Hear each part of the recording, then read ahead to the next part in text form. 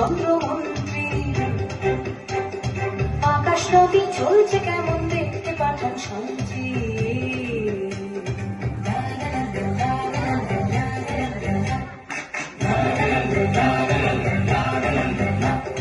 ধরে আনতে বললে সে তো বসে বেঁধে আনে, কাজে যাহার হলো বলছি গানে গানে। সে এক ভারী আজব দেশ, রাজা মন্ত্রী আছেন বেশ। সে এক ভারী আজব দেশ, রাজা মন্ত্রী আছেন বেশ। আহা বেশ বেশ বেশ, আহা বেশ বেশ বেশ, আহা বেশ বেশ বেশ। রাজা ও মন্ত্রী প্রাসাদের বাগানের মধ্যে হেঁটে যাচ্ছে। ওরে বাবারে, কি এটা পায়ে ফুটলো? কি হয়েছে মহারাজ, কি হয়েছে? দেখি দেখি কি ফুটেছে। মহারাজ, গোলাপ কাঁটা ফুটেছে, রক্ত বেরিয়ে গেছে। ইস, গোলাপের কাঁটা এখানে কি করে এলো? কেউ বাগান পরিষ্কার করেনি? তোমরা কিছু দেখো না কেন হে? আমার বাগানে কোনো কাঁটাওয়ালা ফুল থাকবে না, এই আমি বলে দিলাম। গোলাপের নামে আপনি প্রলাপ বকছেন মহারাজ। গোলাপের মতো এমন সুন্দর ফুল আর নেই মহারাজ। আমার কথার উপর কথা? তোমার দুদিনের বেতন কাটা। আমার রাজ্যে কোথাও গোলাপ বাগান থাকবে না। যথা আজ্ঞা মহারাজ। সবাই মিলে গোলাপ বাগান কেটে দিল।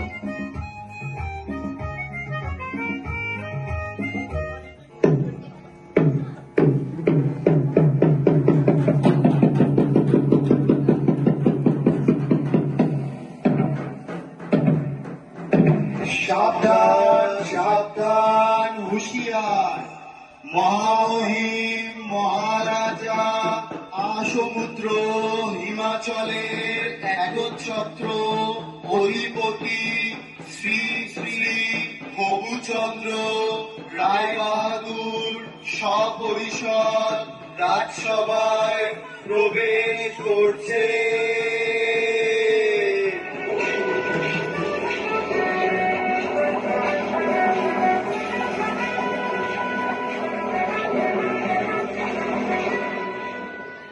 আপনারা আসন গ্রহণ করুন। মন্ত্রী, রাজ্যের সকল সংবাদ ভালো তো? হ্যাঁ মহারাজ, সকল সংবাদই ভালো। বাহ বাহ, খুব ভালো। আজ রাজসভায় কি আয়োজন মন্ত্রী? মহারাজ, আপনার অনুমতি পেলেই রাজ নর্তকীরা নৃত্য পরিবেশন করবে। অতি উত্তম, অতি উত্তম। তাহলে আর দেরি কেন মন্ত্রী, শুরু হোক তবে।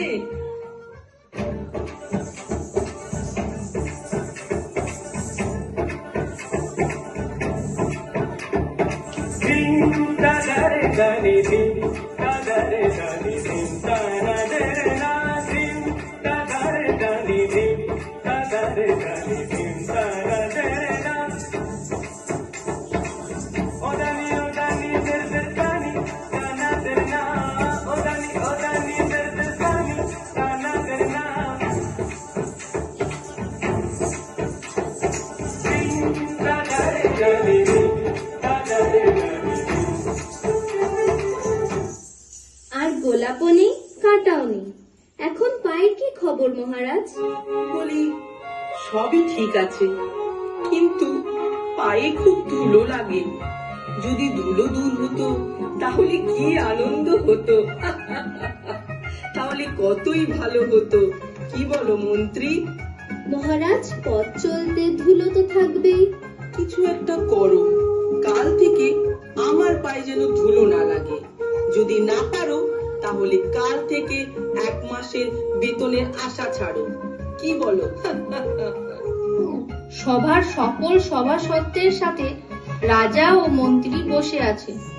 উপায় বার করুন, উপায় বার করুন। কাল থেকে মহারাজের পায়ে যেন আর ধুলো না লাগে। কি করে সম্ভব বলুন তো? ধুলো তো আমাদের পায়েও লাগে। চুপ, একদম চুপ। আমাদের পায়ে লাগে লাগুক, আমাদের পা তো আর রাজার পা নয়। একটা লোক রাখা হোক, যে কাপড় দিয়ে পা পরিষ্কার করতে করতে যাবে, তবে পায়ে ধুলো লাগবে না। আবার লোক নিয়োগ, আবার খরচা। বেতন আর দিতে পারবো না, কর্ম খালি নেই। আমার একটা প্রশ্ন আছে মহারাজ। আবার প্রশ্ন? কিসের? বলুন শুনি। যদি আপনার পায়ে ধুলো না লাগে তবে আমরা আপনার পায়ে ধুলো পাবো কিভাবে? কথাটা মন্দ বলনি পণ্ডিত। সে নয় তোমার জন্য এক মুঠো ধুলো তুলে রাখবো, বাকি ধুলো তো বিদায় করো। তোমরা বসে বসে বেতন নাও, কাজেই যদি না লাগো তোমাদের পুষে কি লাভ আমার? মহারাজ, চেষ্টার ছুটি করছি না, কিন্তু উপায়টা আসছে না মাথায়। বাহ, মাথা আছে কিন্তু উপায় নেই। ঠিক আছে, উপায় যখন নেই বেতনও নেই, তোমরা বরং আমার পায়ে ধুলো নিও। এখন যাও সবাই, যত অকর্মার দল। মন্ত্রী পাইচারি করছে, সকল সভাসদ বসে আছে। এই হলো আমাদের রাজ্যের প্রাচীন পুঁথি। দেখি কি লেখা আছে এর পাতায়। দেখতেই হবে পণ্ডিত মশাই, যাতে বেতন কাটা না যায়। কিন্তু মন্ত্রী মশাই, ধুলো মাটি যদি চলে যায় তবে রাজ্যে শস্য ফলবে কিভাবে? আমাকে জিজ্ঞাসা করছো কেন? আমি কি কৃষি মন্ত্রী? তুমি কৃষি মন্ত্রী। যত সব অকর্মার দল এসে জুটেছে আমাদের রাজ্যে। আমার মাথায় একটা উপায় এসেছে মন্ত্রী মশাই। যদি অনেক ছাটা আনানোর ব্যবস্থা করতে পারি তবে সব ধুলো ছাদ দিয়ে পরিষ্কার করা যাবে। দেখো, আমার ধুলো পরিষ্কার চাই, আর কিছু জানি না। সবাই ঝাঁটা দিয়ে ধুলো পরিষ্কার করতে লাগলো। সারা রাজ্যে ধুলো ভরে গেল।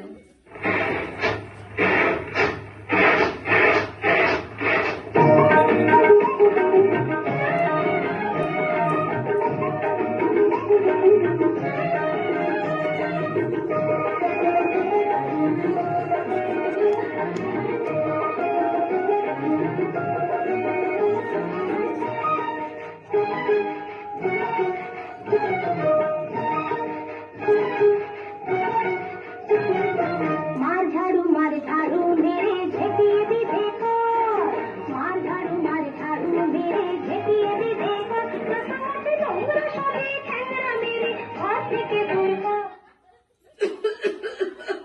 বন্ধ করো এসব, তোমাদের দ্বারা কিচ্ছু হবে না। তোমাদের সকলের এই মাসের বেতন কাটা।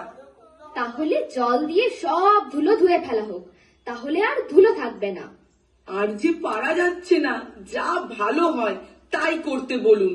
সবাইকে জল ঢালতে আদেশ দেওয়া হোক।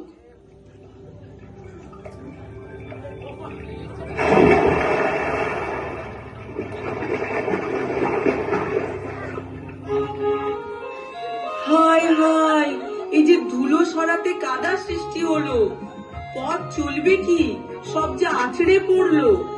মহারাজ, এই আমরা তাহলে গোটা রাজ্য মাদুর দিয়ে ঢেকে দিই মহারাজ। সর্বনাশ!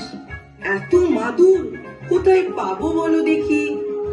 মহারাজ, আর একটা উপায় আছে। ধুলোয় যদি পা না রাখেন তাহলে কেমন হয়? আপনি যদি ঘরে থাকেন বন্ধ। কথাটা বেশ নয় মন্দ, হয়তো রাজারও হবে পছন্দ। কি বুদ্ধি, কি বুদ্ধি! আমি যদি ঘরে বন্দি থাকি তাহলে কে রাজ্য চালাবে শুনি? আচ্ছা, গোটা রাজ্য যদি চামড়া দিয়ে মুড়ে ফেলি তাহলে কেমন হয় মহারাজ? চামড়া দিয়ে? এত চামড়া কোথা থেকে পাবো বলো দেখি? বেশ, তবে চর্মকারকে খবর দাও। সে যদি কোনো উপায় বার করতে পারে, বলো রাজার আদেশ। শোনো শোনো শোনো, রাজা মশাই ধরনী ভাঙার জন্য উপযুক্ত কাজ জানা চর্মকার খুঁজছেন। ভালো পারিশ্রমিক আছে, সত্বর যোগাযোগ করো। কিন্তু মহারাজ, একজন সামান্য চর্মকারকে দিয়ে এই মহা সমস্যার সমাধান হবে? মহা পণ্ডিতেরা যখন হিমশিম খাচ্ছে, সেখানে একজন চর্মকার কি পারবে উপায় বার করতে? থামুন আপনারা, এতদিন ধরে শুধু গাধা পুষেছি, কিছু তো উপায় মগজ থেকে বেরোলোই না। এখন চর্মকার এসে যদি কোনো উপায় বার করতে পারে তাতে মন্দ কি? শীঘ্রই তাকে রাজসভায় নিয়ে আসার ব্যবস্থা করা হোক। বলুন মহারাজ, কি জন্য আমারে তলব করেছেন? আমি কি কিছু অন্যায় করেছি?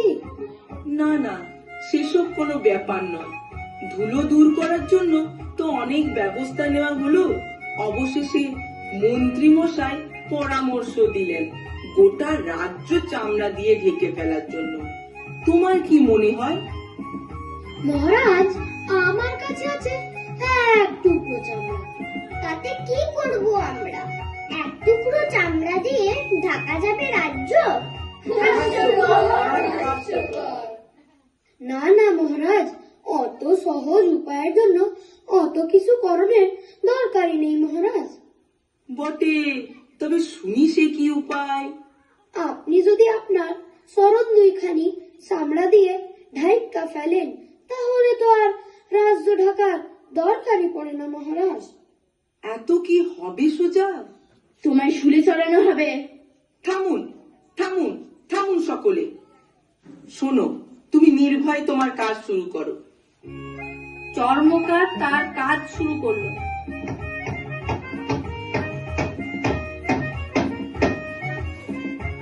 এবার দেখুন মহারাজ, বাহ বাহ, এটা চমৎকার দেখছি। একটু সইলা দেখুন মহারাজ। কি আনন্দ, কি আনন্দ, কি আনন্দ! এ তো বেশ, পায়েও ধুলো লাগছে না। অতি উত্তম, আমি বড় প্রসন্ন। এই নাও তোমার উপহার। একটার বুদ্ধি আছে তো ভালোই মাথা থেকে বার করেছে। এটা তো আমার মাথায় আসেনি। এটাকে কি নাম দেওয়া হবে মহারাজ? চুত করে পরিয়েছে বলে এর নাম বলা হবে জুতা। সাধু সাধু, ধুলো মুক্ত হলো রাজার পা। আমরা সবাই পেলাম ধুলো থেকে মুক্তি।